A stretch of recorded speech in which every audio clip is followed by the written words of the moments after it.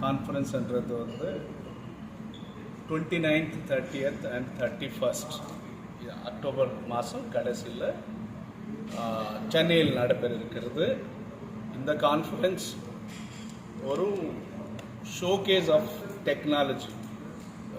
இந்த இந்த wind industry இந்த துறையில் இருக்கிற அத்தனை மேனுஃபேக்சரர்ஸும் ப்ராடக்ட் அவங்களுடைய டெக்னாலஜியோட முன்னேற்றம் அவ்வளோத்தையும் ஷோகேஸ் பண்ணும்.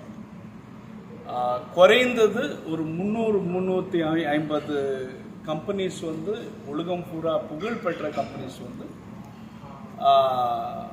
இந்த சென்னை ட்ரேட் சென்டரில் அவங்க விதவிதமான ஸ்டால்ஸ் வச்சு அவங்களுடைய டெக்னாலஜியை வந்து ஷோகேஸ் பண்ண போகிறாங்க.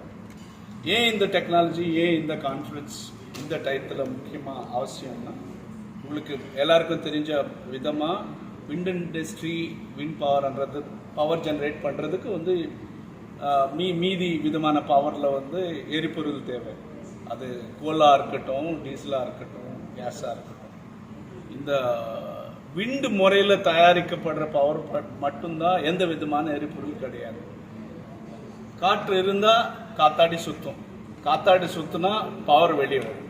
ஒரு எந்த விதமான மாசே இல்லாத நான் பொல்யூட்டிங் இண்டஸ்ட்ரி அப்படின்னா the best way of power produce பண்ணுறதுக்கு இது மிக சிறந்த வழி. ஓகே, சோலார் மாதிரி இனி ஒரு டெக்னாலஜியும் இருக்குது. சோலார் பவர் சூரிய ஒளி இருக்கா அப்படின்னா இருக்காது. ஆனால் விண்டோட பிரத்யேகதை என்னென்னா 24 மணி நேரம் விண்டு இருக்குது, காற்று இருக்கிற வரையிலும் பவர் தயாரிக்கிறது.